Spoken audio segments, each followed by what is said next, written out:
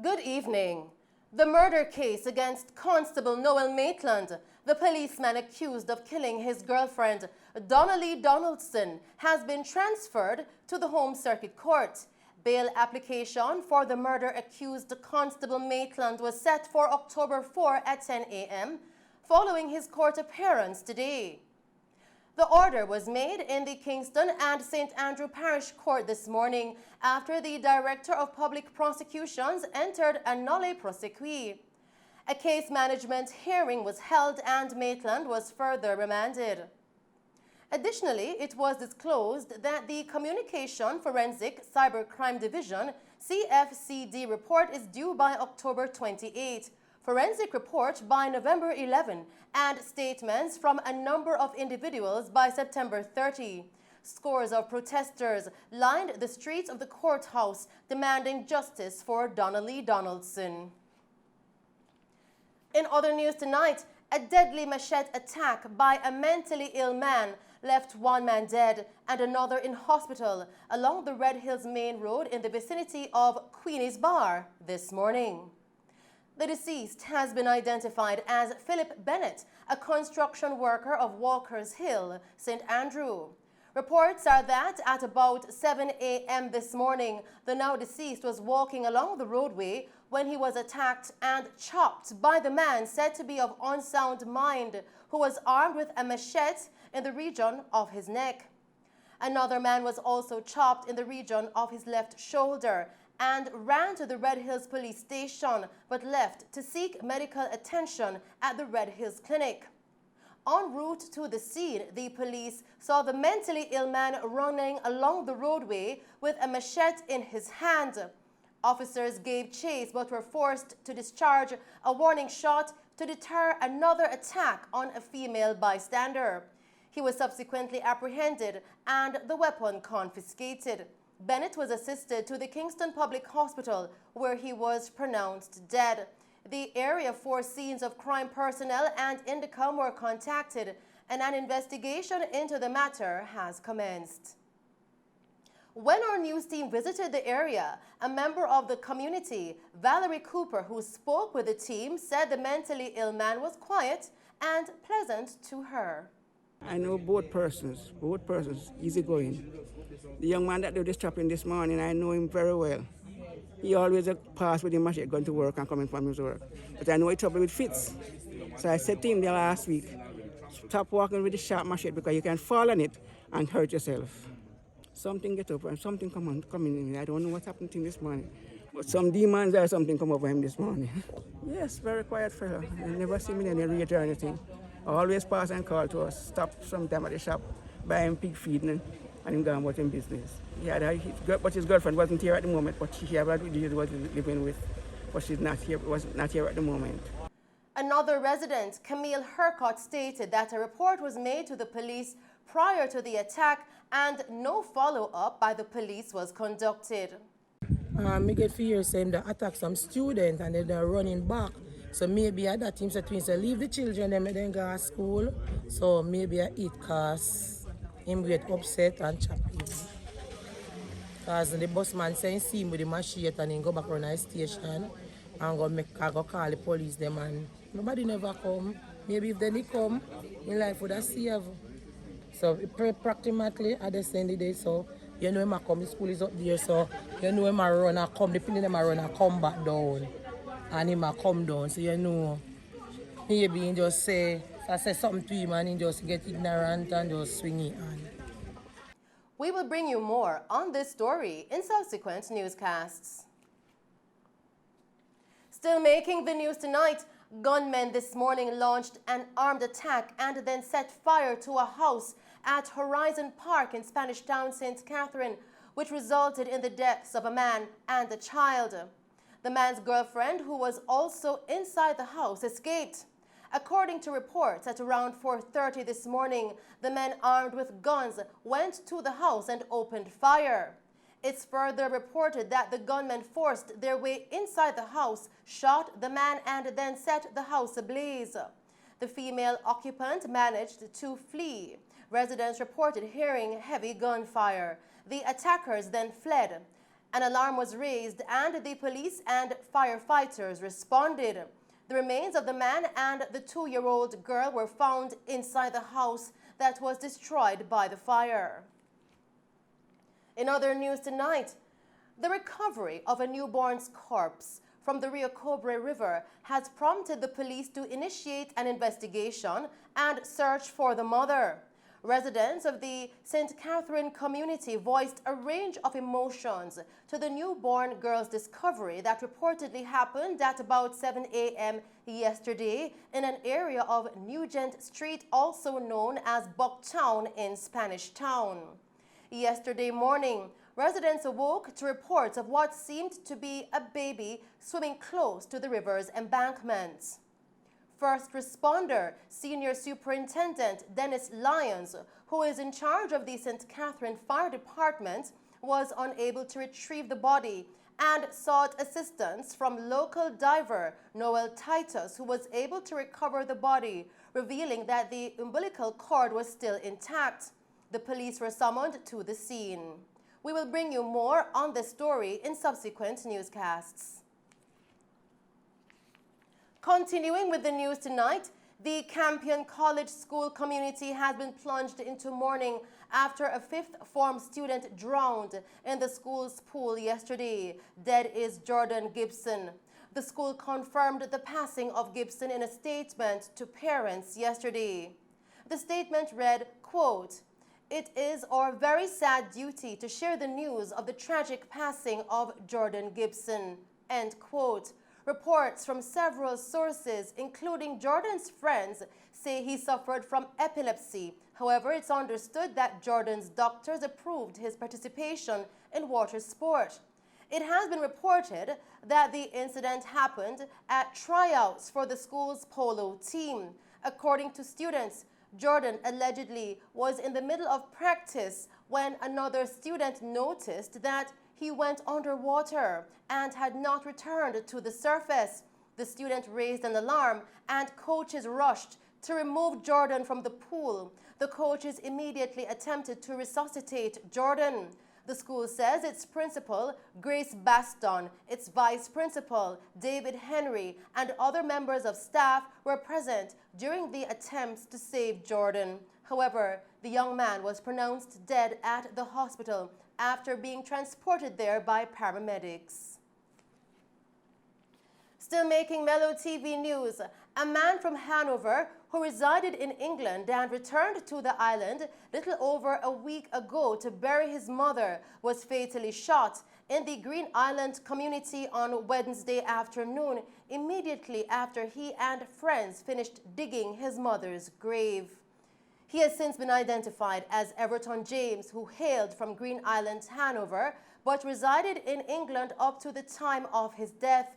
Reports coming into our news center are that at about 9 p.m., James and other family members and friends had just finished digging his mother's grave and were in the process of setting up for her wake. Mr. James was standing outside his gate when a lone gunman wearing a hoodie walked up to him, brandished a handgun, and opened fire, hitting him multiple times. The gunman escaped in the area on foot, while the wounded man was transported to the Noel Holmes Hospital, where he was pronounced dead. Diane Tomlinson, a niece of the deceased, told our news team that her uncle was a kind and loving individual who did not deserve to die the way he did. He's a very jovial person, very kind. He always try to encourage people. All the young men, them like all his nephew and friends, to keep away from company and all these things.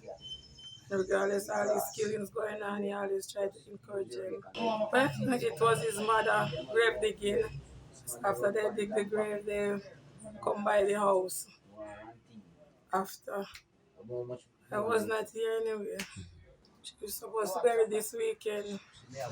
He hasn't been here, so it's the first time in 6 years since he's been here, and it's because of his mother why he's here. Well, I'm not coping too good, because he's a very loving person and everybody love him. He's the smallest one for his mother, the last one. And you know the last, everybody loves him. Our news team also spoke to Inspector Mervyn Hodges, the sub-officer in charge of the Green Island Police Station, who reassured the family of the victim that the police are doing everything in their power to ensure that the killer is brought to justice. The Green Island people are here to reassure you. At the same time, we expect your partnership in restoring normalcy and peace to the community of Green Island. For the past 4 months, we have experienced an upsurge in the last week in criminal activities. And it cannot be that Green Island become a safe haven for criminals. So, effective this weekend, it will be a zero tolerance approach to lawlessness in the Green Island space. The citizens of Green Island deserve to live in peace, and also appeal to the motorists that the law is in effect, that all motorcyclists must be compliant with the Road Traffic Act, wearing their helmet, and ensure that their motorcycles is up to date. And also, a partnership is critical. It cannot be this close proximity to the station and no one see anything in this severe early part of the night. So as such, we're appealing to the citizens to work with the police, but also expect that the police will in effect, and also members of the military will dominate the space. So it won't be business as usual in the Green Island space. So we're asking for partnership, build, tell police what you know as we go forward in restoring peace in the Green Island police space. Still tonight, following concerns raised about his appointment as Cabinet Secretary, Lieutenant General Rocky Meade has declined the position 2 days after it was announced by Prime Minister Andrew Holness. In a press statement yesterday, Meade said he was advised by the Office of the Cabinet that he would receive a letter of appointment from His Excellency, the Governor-General, through the Office of the Services Commission for the post of Cabinet Secretary on the recommendation of the Prime Minister with input from the Public Services Commission, adding that after almost 4 decades of service to the people of Jamaica, he was convinced to continue to serve and had initially indicated his intention to accept the offer. Lieutenant General Meade further stated that, quote, "Although I was invited by the Public Services Commission to be considered for the post while I was still a serving officer, the current public discourse does not provide a sufficiently settled environment for the assumption of such a significant office, and I will therefore seek His Excellency's understanding of my decision to decline." End quote. The opposition People's National Party, along with several former senior civil servants, had expressed concerns that Meade's appointment may not be in keeping with a provision of the Jamaican Constitution. Questions were raised about the legality of the appointment that was announced on Tuesday and whether it breached Section 92(1) of the Constitution. Continuing with the news tonight, the Transport Authority, in partnership with the National Health Fund, handed over 3 dialysis machines to the Spanish Town Hospital yesterday in efforts to boost the hospital's response and treatment capacity. State Minister in the Ministry of Health and Wellness, Minister Juliet Cuthbert-Flynn, expressed how this will enhance the capacities of the hospital to serve the community. I'm really happy to share in this morning's handover of these dialysis machines. We know that quite a number of Jamaicans, over 150,000 Jamaicans, suffer from renal issues and have to be on dialysis. We also know that quite a number of Jamaicans can't afford in the private sector to afford the treatment that is necessary, and many of them, we see the demise of many Jamaicans who can't afford. So whenever we get partnerships like this and we're able to get some dialysis machines to serve the public, we are very happy for that. And so yet again, the collaborative effort that we're seeing here of the partner organizations have led to a generous gift that will support the Ministry of Health and Wellness mandate to improve and advance the quality of healthcare right across Jamaica. Mrs. Cuthbert Flynn says the demand for dialysis is great and this partnership will help to provide clinical and emergency care for patients with kidney disease. Speaking with the CEO who was telling us that you're going to be putting away at least one of this dialysis machine to make, for a service for persons who are coming to the Spanish Town Hospital for emergency service. And that is almost daily that we have persons who need that type of a care.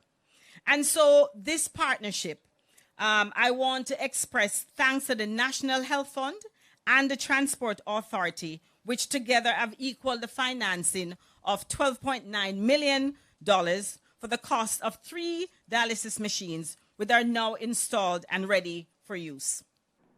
Minister of Transport and Mining Audley Shaw, in his remarks, pointed out that this donation shows that the Transport Authority also has a vested interest in the workers' well-being.